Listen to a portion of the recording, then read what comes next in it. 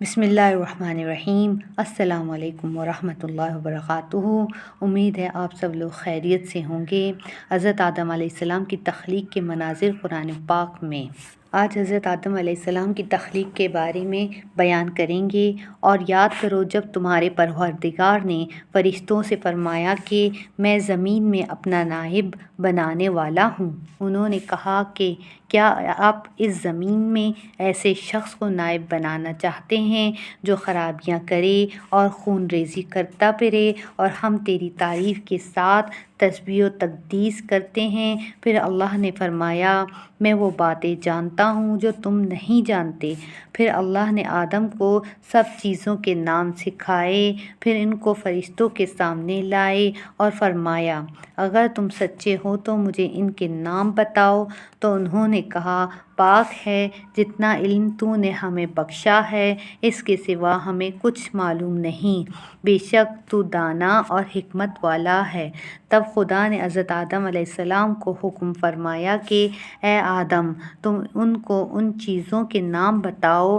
جب انہوں نے ان کے نام بتائے تو فرشتوں سے فرمایا کیوں، میں نے تم سے نہ کہا تھا کہ میں آسمانوں اور زمین کی سب پوشیدہ باتیں جانتا ہوں، اور جو تم ظاہر کرتے ہو اور جو تم چھپاتے ہو سب مجھ کو معلوم ہے۔ اور جب ہم نے فرشتوں کو حکم دیا کہ آدم کے آگے سجدہ کرو تو وہ سجدے میں گر پڑے، مگر شیطان نے انکار کر دیا اور غرور میں آ کر کافر بن گیا۔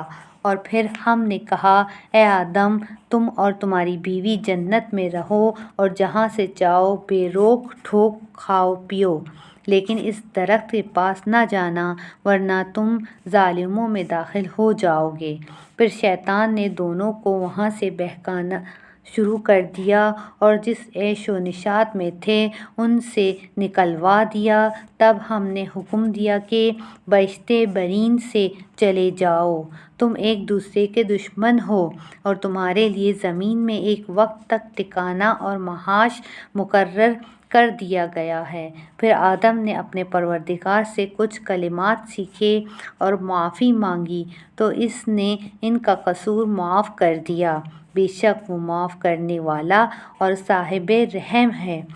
ہم نے فرمایا کہ تم سب یہاں سے اتر جاؤ، جب تمہارے پاس میری طرف سے ہدایت پہنچے تو اس کی پیروی کرنا، کیونکہ جنہوں نے میری ہدایت کی پیروی کی ان کو نہ کچھ خوف ہوگا اور نہ وہ غمناک ہوں گے، اور جنہوں نے اس کو قبول نہ کیا ہماری آیتوں کو جھٹلایا وہ دوزخ میں جانے والے ہیں اور وہ اس میں ہمیشہ رہیں گے۔ ترجمہ بے شک مثال عیسیٰ کی اللہ تعالیٰ کے نزدیک آدم کی مانند ہے، بنایا اے مٹی سے، پھر فرمایا اسے ہو جاؤ تو وہ ہو گیا۔ انسان کو اللہ سے ڈرنے کا حکم۔